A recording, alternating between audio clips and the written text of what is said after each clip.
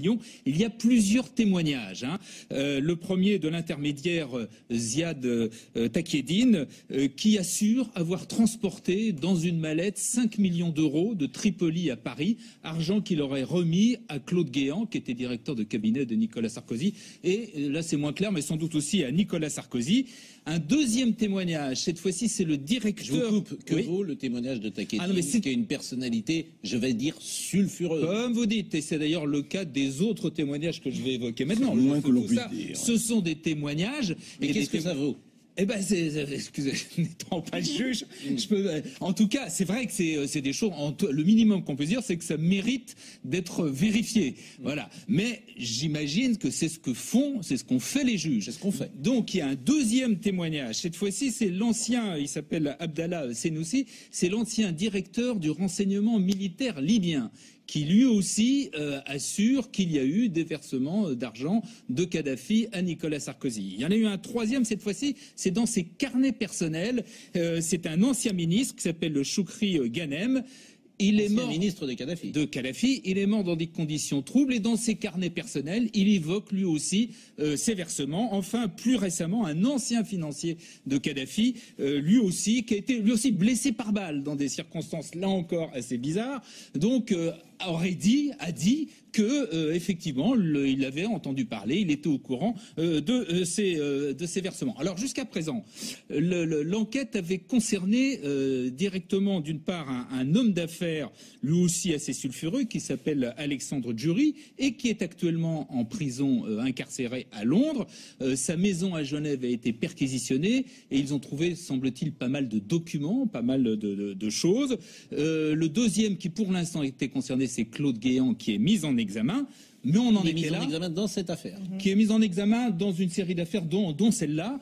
Il y a aussi des histoires de vente de tableaux dont l'argent, tout ça est assez suspect. Mais qui n'a pas de rapport avec la compagnie. Semble-t-il, pas de rapport. Il y a un problème d'argent entre Guéant mais voilà, et que donc des sources de financement qu'on ne connaît pas complètement. Jusque-là, c'est ces deux personnes-là qui étaient directement mises en cause. Là, maintenant, c'est donc Nicolas Sarkozy, ce qui veut dire qu'il y aurait sans doute de nouveaux documents, de nouvelles preuves qui permettraient de l'entendre puisqu'il est en garde à vue. Alors il faut bien dire que lui conteste formellement toute cette affaire de financement illicite de sa campagne. Sa garde à vue va durer 48 heures et au terme de cette garde à vue, il peut être mis en examen. Il peut aussi être tout simplement libéré, enfin retourné sans qu'il y ait de mise en examen. Oui, alors moi j'ai des questions vraiment parce que c'est très spectaculaire, Sophie Obadia, la garde à vue. C'est très spectaculaire vu d'ici. Vous savez, vu de l'intérieur, c'est très secret, au contraire. Oui, mais pour le public, ce matin, qui entend Nicolas Sarkozy l'annonce, c'est spectaculaire. est mise en garde à vue, c'est très spectaculaire. Et vous êtes avocate pénaliste. Gérard Leclerc parlait de rendez-vous qui avait été pris. Est-ce que vous confirmez qu'une garde à vue peut se placer avec un rendez-vous depuis 8 jours Oui, alors c'est vrai que ça paraît contradictoire, puisqu'une garde à vue, qu'est-ce que c'est ?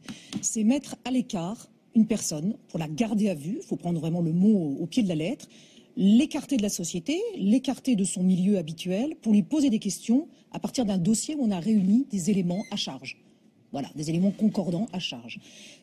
Concordants ou pas d'ailleurs, ça c'est plutôt le juge d'instruction. Mais bon, donc normalement il n'y a pas de prise de rendez-vous. On vient vous cueillir au petit matin et on à 6h du matin précisément, c'est comme ça. La règle habituelle est celle-là. Mais et vous avez totalement raison, on peut également prendre attache, l'avocat peut également prendre attache avec les services de police pour dire voilà, mon client est à votre disposition, vous l'avez convoqué ou vous allez le convoquer quand, et on prend un rendez-vous entre gens de bonne compagnie. Mais ça vous est arrivé par exemple d'assister en garde à vue des gens un prévenu, quoi, on ne dit pas prévenu dans ces cas-là, un gardé à vue qui depuis plusieurs jours on savait qu'il devait être là à 8h, 8h30. Donc c'est assez courant. Pour la délinquance en col blanc, celle qui nous intéresse aujourd'hui, c'est assez courant, oui. D'accord, première question. Deuxième question, quelle est la différence entre une garde à vue et une audition ? Parce qu'il a été entendu parfois, Nicolas Sarkozy. Alors, il y a l'audition qui concerne le témoin et il y a l'audition libre qui peut concerner une personne suspectée. L'audition libre, c'est le degré en dessous de la garde à vue, c'est-à-dire que la durée est souvent plus courte. Vous pouvez également être assisté d'un avocat, c'est un niveau inférieur. Mais les droits, j'ai envie de dire, se confondent entre l'audition libre et le gardé à vue. Mais l'audition tout court, c'est pour le témoin, c'est pas pour une personne suspectée. Et on apprend ce matin que Brice Hortefeux sera entendu ces prochaines minutes en audition libre. Voilà, donc il a un statut inférieur. Il n'est pas suspecté, là. Si, il est suspecté. Alors, c'est très compliqué à faire. Ce sont des droits similaires. Simplement, la garde à vue est enfermée dans un délai de 48 heures maximum. C'est-à-dire que Nicolas Sarkozy peut très bien ressortir de sa garde à vue d'ici 2 heures, 3 heures. Le maximum. Et libre, et blanc, et blanchi. Blanc, et ça, j'y reviendrai. Ce ne sera pas défait. Blanchi, vous dites? Non, pas blanchi. Pas blanchi. Pas blanchi. Non. Je vais vous expliquer. Alors, Et c'est pour ça que vous êtes là. Dès le matin, je l'analyse Ouais. pour vous. Alors, l'audition, c'est pour le témoin. L'audition libre, c'est pour une personne suspectée, mais qui à tout moment peut quitter les lieux. Son avocat l'accompagne. C'est beaucoup moins, coercitif que la garde à vue. La garde à vue est coercitive, elle. Donc l'annonce qui est faite ce matin du placement en garde à vue d'un ancien président de la République est évidemment un fait politique. C'est-à-dire c'est très important. Nous sommes d'accord. Et c'est la première fois, j'ai posé la question, est-ce que c'est la première fois que Nicolas Sarkozy est entendu en garde à vue, ou est-ce qu'il a déjà été entendu en garde à vue, ou alors était-ce dans le cadre d'audition? Et là, vous venez de faire la différence. Alors, pour moi, il a été exclusivement entendu dans le cadre d'audition, et je dirais même d'audition chez le juge d'instruction. Je ne suis pas certaine qu'il soit passé par la case police avant d'aller chez le juge. Parce que là, la garde à vue, nous sommes d'accord que ce sont des policiers qui l'interrogent. Là, il y a les enquêteurs. À quel moment ça intervient dans le dossier, une garde à vue? À tout moment. Quand les juges considèrent qu'ils ont suffisamment d'éléments intéressants dans leur escarcelle pour poser des questions très très pointues. Là, on peut imaginer simplement que les policiers ont, entre guillemets, bossé le dossier avant de le recevoir et qu'ils ont besoin, évidemment, d'éclaircissements. Ils travaillent sur commission rogatoire du juge, c'est-à-dire que c'est le juge qui leur demande de poser les questions à Nicolas Sarkozy. C'est comme s'il le faisait par la voix des policiers. Jean-Louis Burguin. Une petite précision pour avoir suivi quelques affaires criminelles. La garde à vue, effectivement, il y a un certain nombre d'informations qui sont chez les policiers, que les policiers veulent interroger la personne, mais aussi il y a une notion de coercition. Au bout de 24 heures, la personne que vous interrogez, elle n'est pas dans le même état que lorsqu'elle arrive. Il y a une nuit tout de même là-bas. Et le lendemain matin, il peut y avoir une nuit. Et le lendemain matin, la personne que vous interrogez n'est tout de même pas dans le même état après avoir passé une nuit. Oui, mais là, vous imaginez, par exemple, Nicolas Sarkozy peut passer la nuit là-bas. Ça serait le deuxième effet d'annonce un peu spectaculaire, parce qu'on imagine bien que pour ce type de garde à vue, s'agissant d'un ancien président de la République, on ne va pas le faire dormir dans une cellule de garde à vue. Je n'en sais rien. Quand vous dites on imagine bien... parce que on pense que les questions peuvent tenir en une journée, logiquement. Oui. Mais si, encore une fois, on veut annoncer un effet très coercitif, oui, il passera la nuit. Alors, je pose la question un peu différemment. Pourquoi n'est-il pas entendu en audition libre ? Parce que, encore une fois, les charges semblent assez importantes et que la mesure de coercition, tous les éléments sont réunis pour. Donc, maintenant, il pourrait passer de ce fait de lui. C'est la question que je pose, c'est parce que vous dites qu'il ne passera pas la nuit en garde à vue. On ne peut pas savoir. Il peut passer la nuit en garde à vue. C'est une sorte de menace qui pèse sur lui, peut-être. Oui, mais enfin bon, il a le cuir tanné, le président de la République. Donc je ne pense pas qu'il c'est un animal politique. Hein. Voilà, oui, je suis d'accord avec vous, mais c'est quand même... Non, mais pour tout un chacun, je reviens... C'est dur, la garde à vue. Oui. La garde à vue, on ne va pas lui faire la garde à vue. Mais attendez, nous autres avocats, nous avons obtenu maintenant le droit d'assister nos clients. Alors justement, tout au long de la garde à vue. Là, par exemple, il est avec un avocat en ce moment ? Évidemment. J'espère qu'il est avec son avocat habituel. Qui est Thierry Herzog ? Qui est Thierry Herzog, bien sûr. Bon. Et donc, ça, on en est sûr. Oui, évidemment, il est à ses côtés. Depuis combien de temps les avocats sont... Alors maintenant, ça va faire 7 ans, si je ne dis pas de bêtises, 10 ans. Oui, il y a une hypothèse qu'on peut faire, c'est qu'il y aurait des éléments nouveaux qui pourraient provenir d'une part d'un rapport qui a été fait par l'Office central de lutte contre la corruption et les infractions financières et fiscales. Donc ce rapport existe. La deuxième hypothèse que l'on peut faire, c'est qu'il y ait eu du nouveau du côté des Libyens. C'est-à-dire que les autorités libyennes aient accepté de collaborer, de coopérer à la justice. Ce sont des hypothèses, mais en tout cas, il y a quelque chose, il y a sans doute un élément nouveau qui explique que cette fois-ci, on va aller directement à des nouveaux éléments s'adresser à Nicolas Sarkozy. André Berkoff. Juste un témoignage. Moi, j'ai les éditions du moment qui n'existent plus ont publié les mémoires de Ziad Takeddine. Et il m'a demandé de superviser ça. Donc j'ai vu assez longuement Ziad Takeddine. C'était nous sommes en 2018, c'était en 2012-2013. On s'est vu très longuement. Il m'a raconté beaucoup de choses. À aucun moment, ce qui ne veut pas dire qu'il n'a aucun moment, alors Donc on le voit à l'antenne, là, hein, d'ailleurs, Tagueddine. à aucun moment il n'a parlé de Sarkozy, l'histoire libyenne. C'est-à-dire que quand j'ai vu qu'il parlait des histoires de valises pleines de billets qu'il apportait à Guéant et éventuellement à Sarkozy, ce qui est intéressant, c'est que 3 ans avant, alors qu'il disait c'était fini déjà, il dit je vais tout dire, etc. À aucun moment, et je l'ai vu vraiment pendant plusieurs heures, à aucun moment il n'a parlé de ça. Alors, est-ce que c'est venu après, est-ce que c'est politique ou pas? Mais je peux simplement dire, je ne dis pas que... Mais il ne parlait pas du tout de valises pleines d'argent, il ne parlait pas de Guéant, il parlait de Guéant, mais pas du tout de Sarkozy. Est-ce que Tagueddine, que vous avez croisé, que vous avez connu, que vous avez écouté, est-ce que pour vous, c'est quelqu'un, et forcément il y aura une part de subjectivité dans votre réponse, mais est-ce que c'est quelqu'un de crédible, ou est-ce que c'est quelqu'un dont on se dit, à la fin de l'entretien, il dit n'importe quoi? Je ne dirais pas qu'il dit n'importe quoi, il dit en fonction de ses intérêts à lui. Donc, et à l'époque, voilà. Il parle en fonction de ses c'est simplement intérêts. Votre témoignage, hein, évidemment. Non, mais Ce que je vous tout à fait, demande, tout à fait, c'est subjectif. un témoignage de journalistes qui rencontrent quelqu'un et qui Pour se moi, disent c'est ce quelqu'un garçon qui n'est pas me parle sérieux et ou pas. qui peut enfumer ou pas uniquement en fonction de ses intérêts personnels. Oui. Voilà.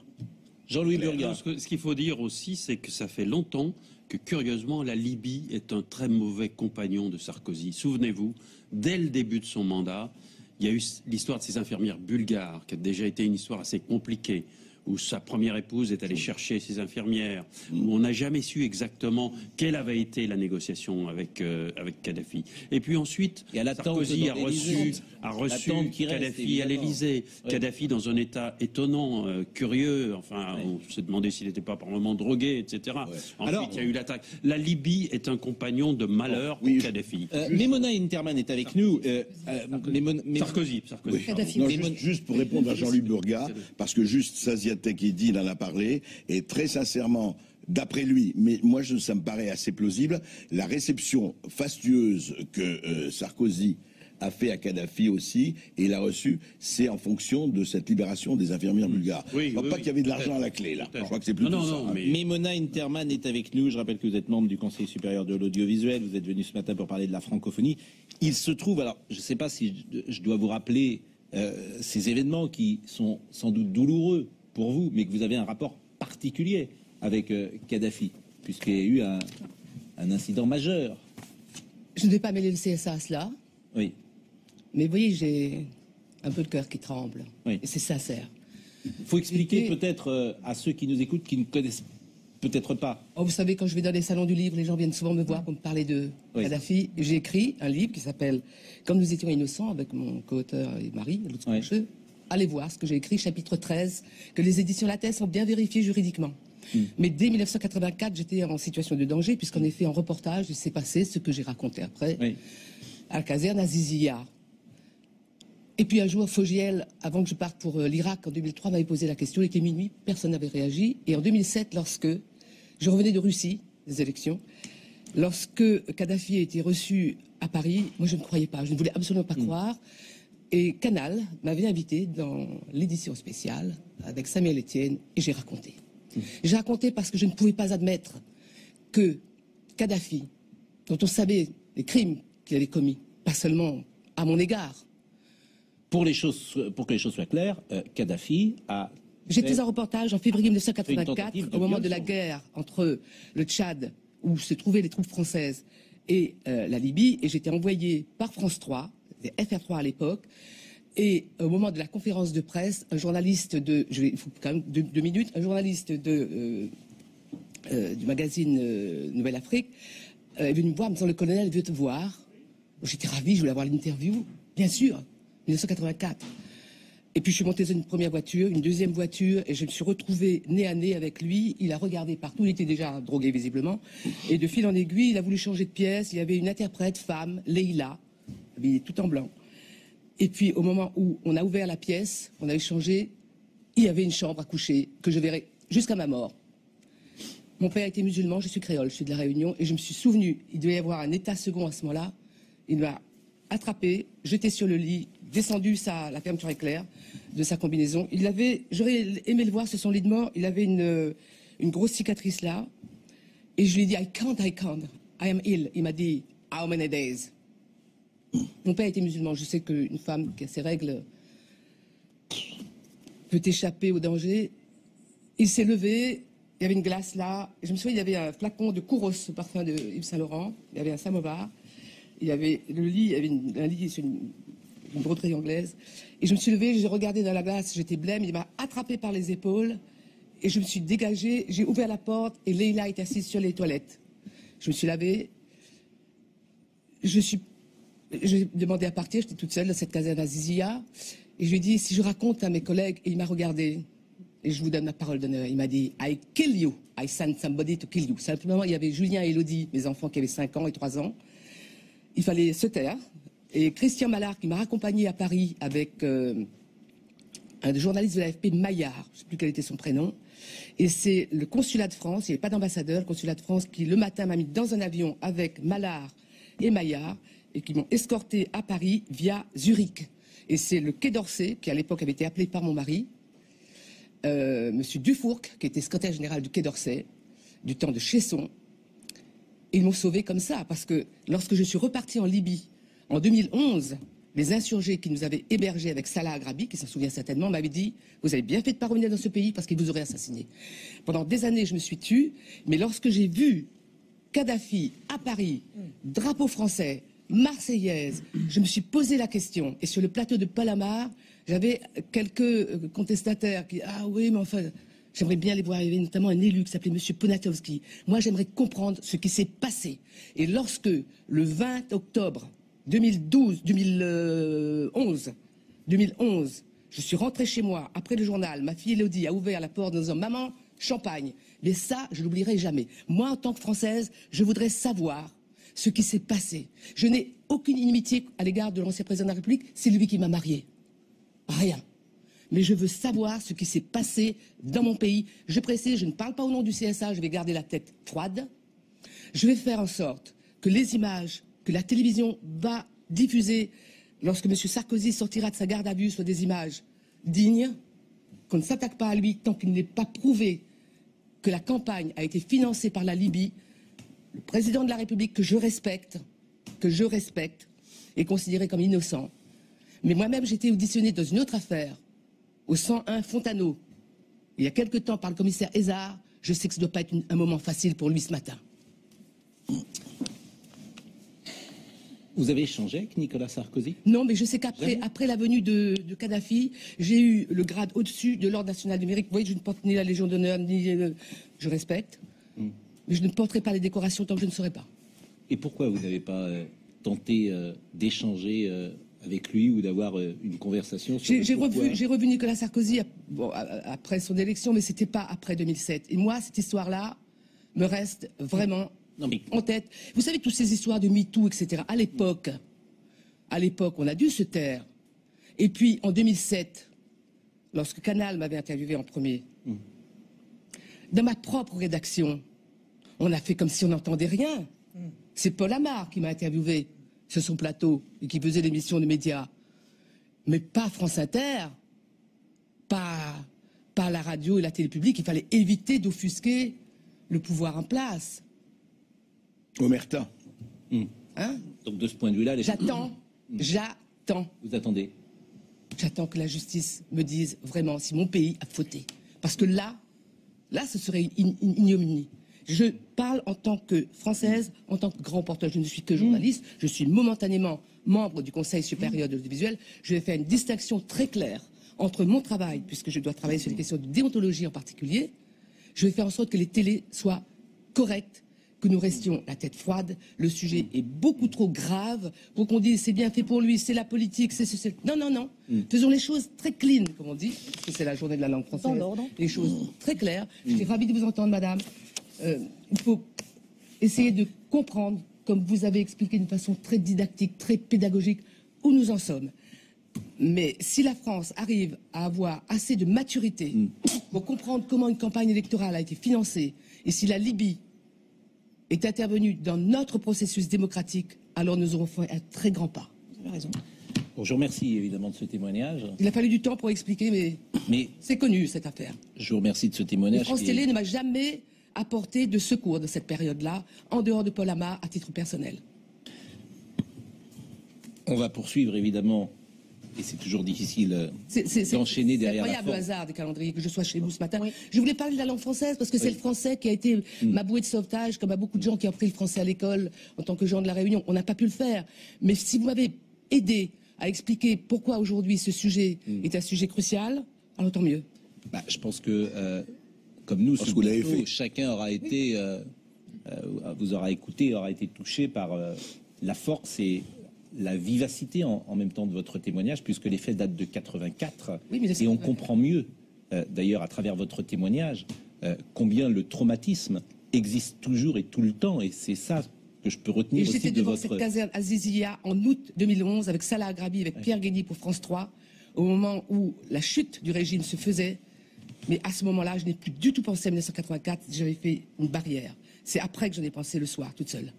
Et effectivement, ce que vous avez vécu et ce que d'autres femmes peuvent vivre, à travers l'intensité de ce que vous dites, on comprend que ce moment-là continue toujours, perdure toujours. Il me hante. Oui. Il me hante. Ouais. Mes enfants aussi, ma famille aussi. Mon mari, l'autre crochet, ne voulait pas que j'aille en Libye pendant la phase février, quand ça a commencé, jusqu'à les quelques jours avant la chute. Mais je suis allée avant la chute. Et les rebelles m'avaient bien dit, faites attention, parce qu'ils savaient que si vous reveniez ici, vous ne repartiez plus vivante. Nadine Morano est avec nous. Je la remercie de nous écouter et d'avoir patienté, si j'ose dire, pendant quelques minutes. Parce que, bonjour Nadine Morano. Bonjour. Vous souhaitiez réagir évidemment sur la garde à vue de Nicolas Sarkozy. C'est-à-dire que vous m'avez appelé, comme depuis ce matin, tous les médias se précipitent sur cette information. C'est un moment désagréable pour ses proches, ses amis et évidemment encore plus pour lui. Bon, je sais très bien comment fonctionne le milieu médiatique, dont certains vont très vite se comporter en procureur médiatique. Mais je voudrais rappeler qu'il a déjà été mis en garde à vue jusqu'en plein milieu de la nuit, d'une manière assez scandaleuse. Mais quand il y a les non-lieux, je rappelle celui de 2013 dans l'affaire Bettencourt, qui avait fait aussi un grand remue-ménage dans les médias, mais un non-lieu aussi en 2015 dans l'amende payée par l'UMP. En 2016, un nouveau non-lieu dans l'affaire de la violation du secret de l'instruction dans l'affaire Karachi, un non-lieu général dans l'affaire Air Cocaïne. Enfin bon, mais vous voyez, à ces moments-là, mon téléphone sonne beaucoup moins. Il sonne beaucoup quand il est mis en garde à vue, comme je pense beaucoup de personnalités politiques que vous êtes en train de contacter en ce moment. Mais quand il y a des non-lieux, ça sonne moins. Vous voyez, il y a une disproportion entre le traitement médiatique d'une mise en garde à vue par rapport à celle de non-lieu. Alors bon, voilà, je considère qu'il y a un traitement qui est quand même assez particulier. Bon, mise en garde à vue, je ne sais pas s'il avait d'abord été convoqué dans un premier temps. Je pense que s'il avait été convoqué, il serait venu devant la justice comme il l'a toujours fait, et il aurait répondu aux questions. Là, une mise en garde à vue, on sait quelquefois qu'il y a besoin de spectacles pour alimenter les médias. Vous voyez, ce matin, j'étais... D'abord, j'écoutais les chaînes d'infos et je tombe sur un papier d'Olivier Bosse sur RTL qui rappelait que dans la même période, Nicolas Sarkozy avait procédé à l'adoption de 82 lois promulguées dans la même période, 53 sous François Hollande et 43 seulement sous monsieur Emmanuel Macron, qui prouve bien qu'en plus monsieur Macron fait beaucoup de mousse et peu de résultats, contrairement à ce qu'avait fait Nicolas Sarkozy, puisque lui fait moins bien que François Hollande. Nadine Morano, je suis obligé de vous couper. Oui, mais Nadine Morano, je suis obligé de vous couper parce que d'abord, je ne sais pas précisément ce que vous voulez dire, parce que ça va quand même dans tous les sens, si vous me permettez. Et Sophie Obadia va pouvoir vous poser une question. Non, mais on ne sait pas précisément ce que vous voulez dire. Mais si, parce que vous faites le procès des médias qui se précipitent. Je trouve que ça n'a rien à voir là-dedans. On vous demandait une réaction sur sa garde à vue et vous partez dans tous les sens. Mais si vous me permettez, Nadine Morano, ça sert à rien de parler. Ça sert à rien de parler pendant que je parle. En revanche, je vous propose d'écouter une question de Sophie Obadia. Non, Madame Morano, je vous rejoins sur une chose. Vous avez raison, il y a un effet d'annonce pour les gardes à vue et rien quand il y a un non-lieu. Merci. Vous avez totalement raison. Ce n'est pas forcément le système médiatique qu'il faut mettre en cause là-dessus, c'est le système judiciaire. C'est le système judiciaire. Pourquoi est-ce qu'effectivement il n'y a pas une audience pour annoncer les non-lieux? Je suis tout à fait d'accord avec vous. On parle beaucoup des charges, mais quand quelqu'un est blanchi, on n'en parle jamais, même au plan judiciaire. Réponse de Nadine Morano. Je vous remercie de faire cette réflexion, cette remarque. Mais le traitement médiatique, au-delà d'une audience qui annonce un non-lieu, tout le monde est au courant du non-lieu quand même, mais les médias en parlent très peu et avec un petit filet dans la presse. Mais c'est pas vrai, mais bon, ça serait tellement long de vous l'expliquer que ce n'est pas vrai. Monsieur, je vous réponds, je suis dans mon bureau à Bruxelles, j'ai du travail à faire et vous vous permettez... Excusez-moi de vous déranger pendant votre travail, Madame Morano, j'en suis désolé.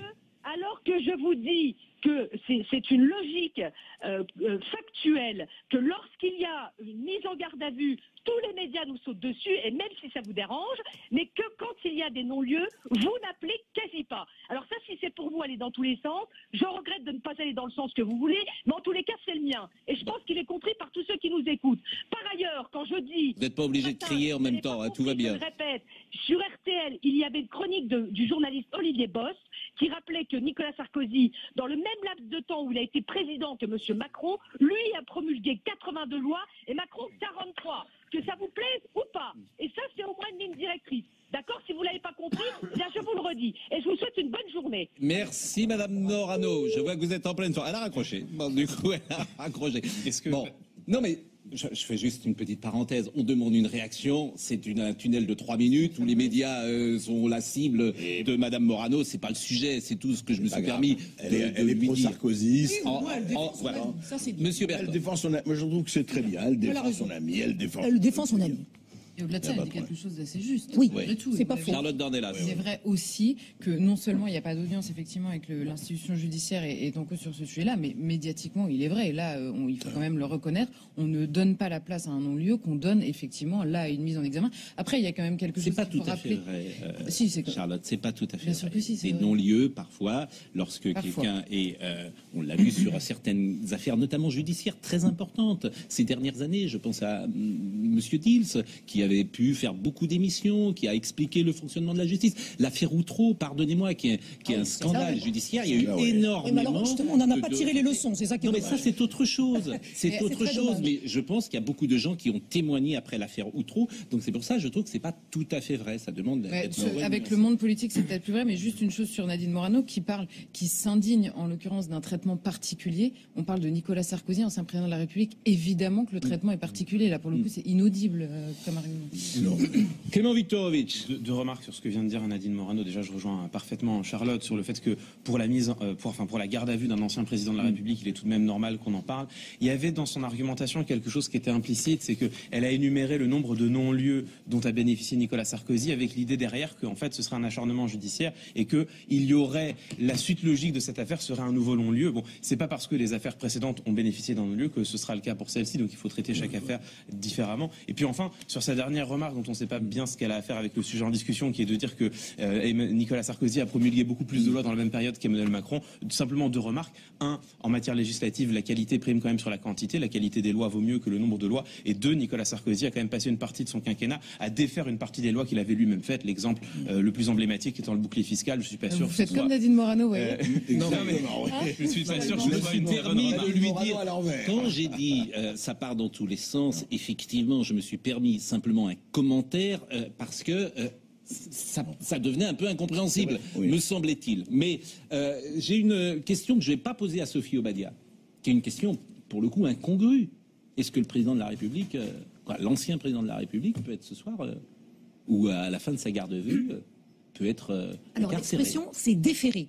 Déférer. Est-ce que c'est possible? Moi, j'aime les mots, les mots de la justice, parce que déférer, ça veut dire qu'on lui enlève les fers, on lui enlève les menottes. Oui. Vous voyez? Donc ça veut dire qu'on enlève les menottes. Déférer, ça veut dire on enlève les menottes à la fin de la garde à vue. Oui, mais là, il n'a pas les menottes, quand même, le président de la République. Bien sûr que non, mais la garde à vue. L'ancien président de la République. Mais la garde à vue du Kidam, ce sont les menottes. Hein. Il faut être très clair.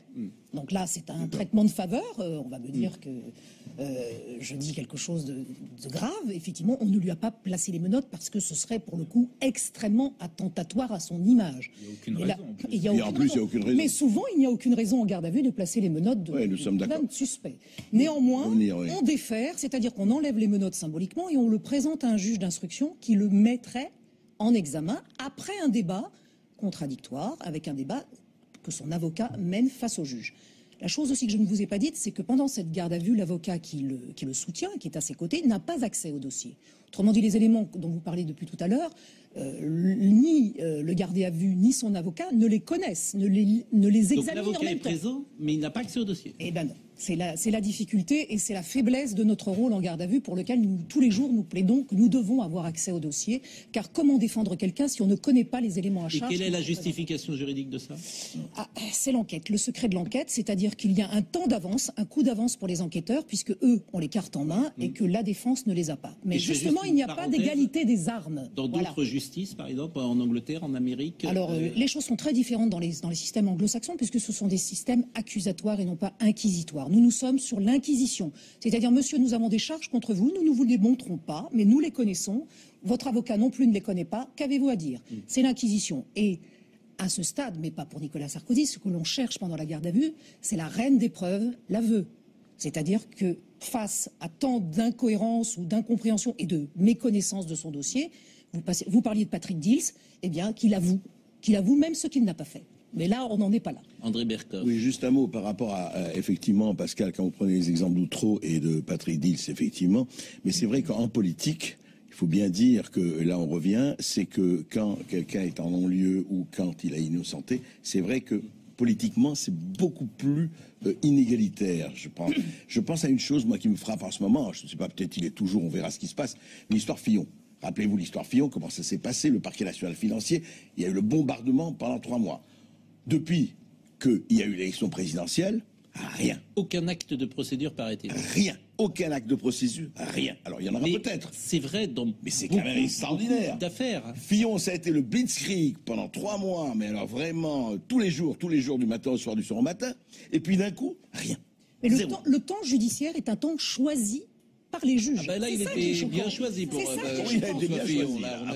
Oui, bien sûr, on le sait, mais manifestement, dans toutes les affaires, ce sont les juges qui sont maîtres du temps. Comment normal? La parole après. Non, mais ce sont les juges qui sont maîtres du temps. Normalement, dans une procédure bien faite, il devrait y avoir un temps clair pendant lequel l'action est possible, et puis après, c'est trop tard. Mais pas choisir en fonction des intérêts des uns et des autres. C'est ça. Je suis d'accord avec vous. Il y a un vrai problème des juges. Il y a un grand problème de ce point de vue. Il y a un problème énorme. Moi, ce que vous appelez un problème des juges, pour moi, c'est un bon fonctionnement de la démocratie. On était quand même, on semble l'oublier, en plein milieu d'une campagne électorale.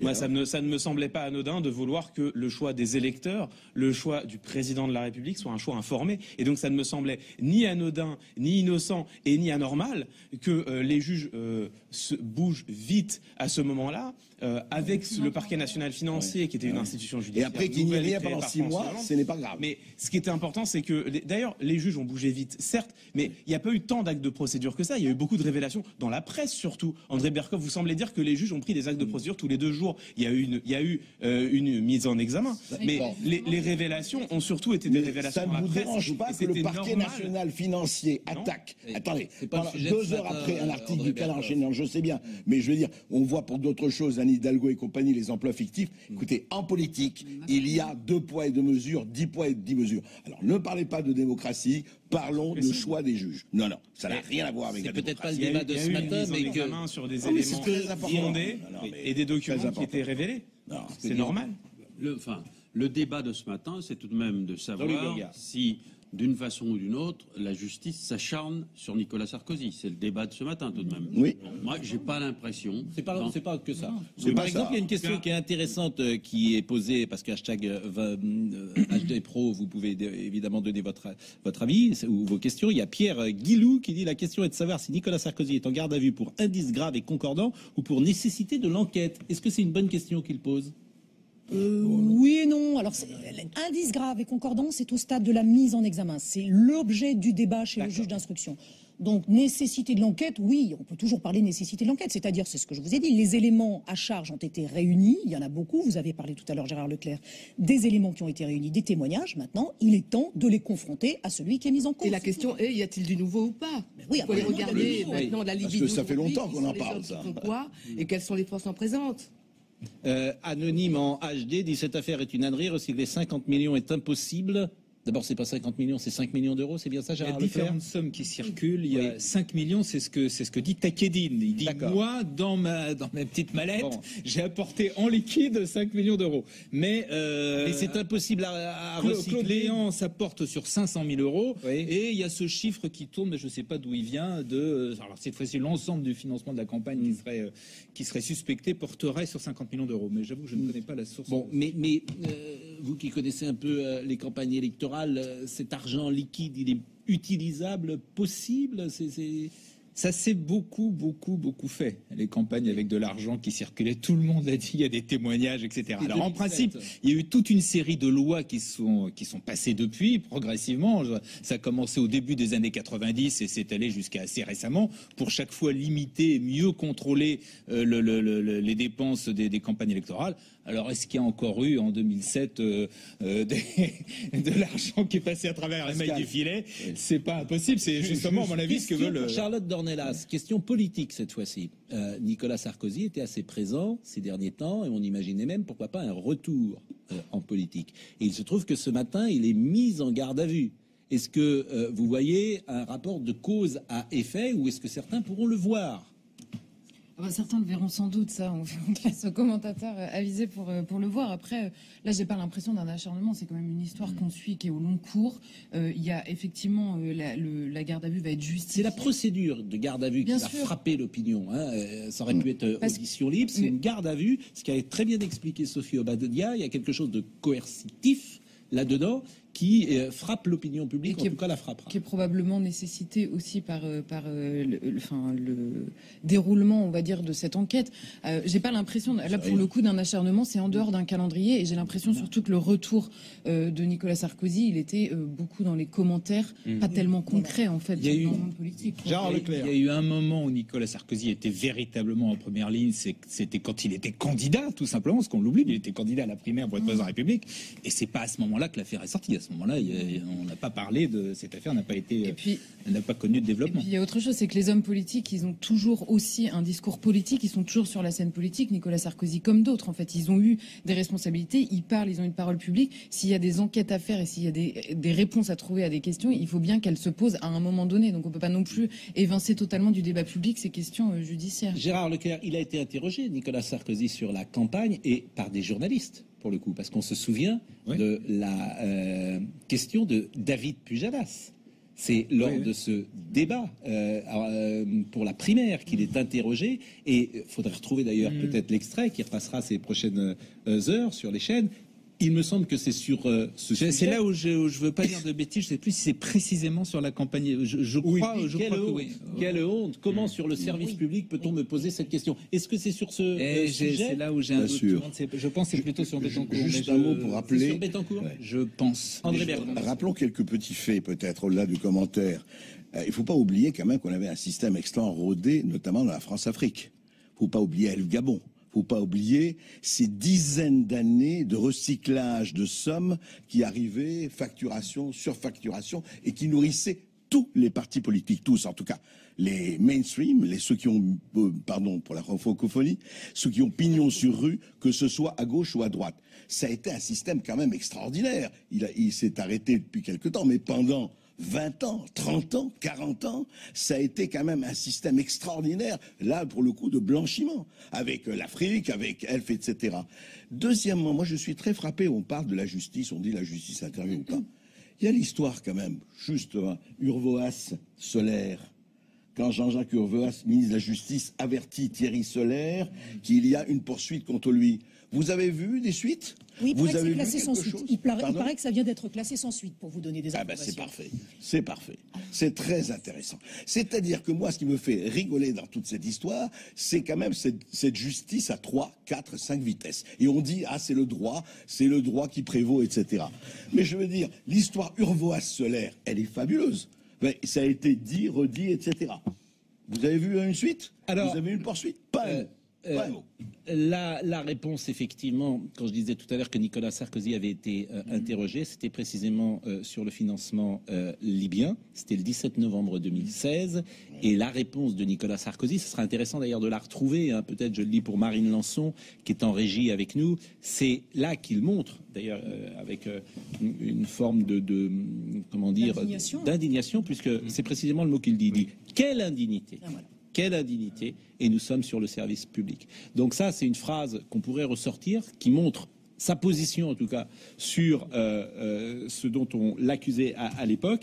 Et ça montre également que ce dossier était présent le 17 novembre 2016, durant la campagne des primaires de la droite. Gérard Leclerc. Il n'y a pas eu de développement. Oui. On en a parlé parce que l'affaire avait été révélée par Mediapart en 2012, qu'en 2013, il y avait eu donc l'ouverture d'une procédure judiciaire avec et plusieurs juges, qui est notamment donc le juge Tourner, qui en avait confié cette affaire-là. Mais il n'y a pas eu, à part...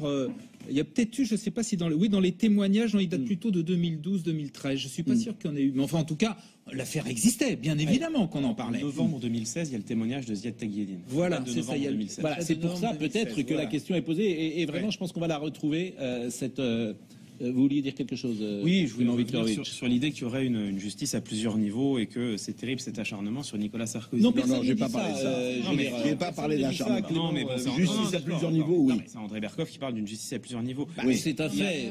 Chacun peut le constater. Si vous pensez qu'il n'y a pas de justice à plusieurs niveaux en France, oui, c'est un fait. Bien sûr, à plusieurs vitesses. Oui, à plusieurs vitesses. Écoutez, il faut aussi voir derrière ce qui reprochait Nicolas Sarkozy ici. C'est on parle du président de la République. 2, on parle d'un financement illégal dans le cadre d'une campagne électorale. Mais qu'est-ce que c'est le financement d'une campagne électorale? C'est le nerf de la démocratie. C'est ce qui va informer le choix des électeurs et permettre de choisir la politique qui sera conduite pendant 5 ans. Excusez-moi, mais on a précisément adopté des règles très strictes sur le financement de nos campagnes électorales pour assurer l'équité entre les différents candidats et pour assurer que le choix des électeurs soit en fonction des programmes, des propositions et des discours et non pas en fonction de l'argent qui coule à flot et qui permet de faire n'importe quoi comme c'est le cas aujourd'hui aux États-Unis. Ça n'est pas de n'importe quoi dont on parle aujourd'hui. On parle de notre démocratie, du choix informé et également informé des électeurs. Et excusez-moi, mais le dossier est suffisamment grave, me semble-t-il, pour qu'on en parle. Et il est suffisamment grave pour que, si jamais il y ait des éléments, que ce ne sont pas des banalités, André Berkoff. C'est vous qui parlez de justice à plusieurs vitesses. Clément, avec l'affaire Urvoas Solaire. Mais les affaires n'ont rien à voir entre elles. Clément, vous n'êtes pas. Attention, on va être très prudent ce matin. Clément, vous n'êtes pas le procureur. Ouais, il faut faire très attention. Mais si. Non. Mais attention, les témoignages, Gérard Leclerc connaît bien. Ce qu'il y a d'amusant, c'est que la justice et les politiques, on entend tout et exactement son contraire. C'est-à-dire qu'en général, on dit les politiques sont épargnés, ils sont protégés, etc. Et inverse, quand il y en a un qui se fait... Je crois qu'on est en ligne avec Julien Aubert, qui est député des Républicains, député du Vaucluse. Bonjour Julien Aubert, quelle est votre réaction? Est-ce que vous êtes, je dirais, choqué que le président de la République soit entendu dans le cadre d'une garde à vue? Ou est-ce que vous considérez que la justice suit son cours et qu'il n'y a rien d'anormal à cela? Je trouve que le président de la République, un ancien président de la République est un citoyen comme les autres. Donc à partir du moment où il y a une procédure judiciaire, elle doit effectivement, si ça nécessite, organiser une garde à vue. Après, je m'étonne toujours d'abord de la lenteur du processus judiciaire. Et ensuite, je constate qu'il y a beaucoup de choses qui ont été reprochées à Nicolas Sarkozy. Il a été parfois effectivement mis en examen, etc. Et puis il n'en est rien ressorti. Donc je reste très prudent. Écoutez, on va l'être avec vous ce matin. Et c'est la prudence qu'on essaye d'avoir. D'autant que, pour tout vous dire, on a un membre du CSA à notre table, donc il faut que nous soyons dans les clous, si j'ose dire, du CSA. Je l'ai souligné d'emblée. Exactement, Maimouna, donc on est sous votre regard ce matin. C'est toujours délicat, les journalistes sont parfois, on l'a vu avec Nadine Morano, je remercie Julien Aubert d'être intervenu et je reste sur ce mot de prudence. On a vu avec tout à l'heure Nadine Morano qui était un peu plus virulente, je dirais, que Monsieur Aubert, mais c'est vrai que c'est équipe. Pour le coup, pointait la responsabilité parfois des médias. C'est toujours délicat. La première chose qu'elle a dit, les médias se précipitent. Les médias ne se précipitent pas. C'est la justice. Information de cette nature qu'aujourd'hui, toutes les matinales, je suis en train de regarder d'autres écrans, que tout le monde se penche sur cette question. C'est une question quand même fondamentale, vous l'avez souligné. Bien sûr qu'il s'agit de la démocratie, bien sûr nous voulons savoir. Mais nous le saurons avec équité, avec sang-froid, et pas en nous précipitant. Mais la presse ne se précipite pas. C'est dans la logique des choses que ce matin, vous ayez eu à changer votre fusil d'épaule au lieu de parler de la semaine de la langue française. Aujourd'hui, c'est la journée de la langue française du CSA. Nous avons 2 parrains de rêve, marraines de rêve, Karine Thuil et Johan Spar. Voilà, je l'ai dit. Karine Thuil, qui est une écrivain. Oui, Vous dites écrivain ou écrivaine? Parce que moi, je trouve ça moche. Écrivain. Ah, Pas bon, moi. alors vous me faites mais c'est plaisir. personnel. Hein. Non, mais vous me faites plaisir. Non, mais Parce attendez. qu'écrivaine, je trouve ça moche. On dit reporter. Je suis un reporter. Eh ben, moi, je suis un reporter aussi. Voilà. Je suis comme vous. Enfin, un reporter, je suis moins reporter. On est un peu à l'ancienne, peut-être. Comment? Je vais faire étriper là-dessus, vous allez voir. Mais on est mais non, mais alors, là où vous avez raison, c'est que c'est souvent une question de génération. Oui, mais je ne veux suis pas avoir frappé affaire à par des ça. ayatollahs non plus qui m'apprennent à marcher tous les matins. Oui. Vous comprenez ça? Ah, mais attendez, moi, je comprends complètement ce que vous dites. Hein. Ce que Là, je dis là, je le dis autour de la table du CSA. Hein. C'est pas, je suis pas en train de te dire deux langages. Hein. Et vous n'êtes pas pour l'écriture inclusive. Non plus. Mais non, J'ai mais- appris le français à l'école. mais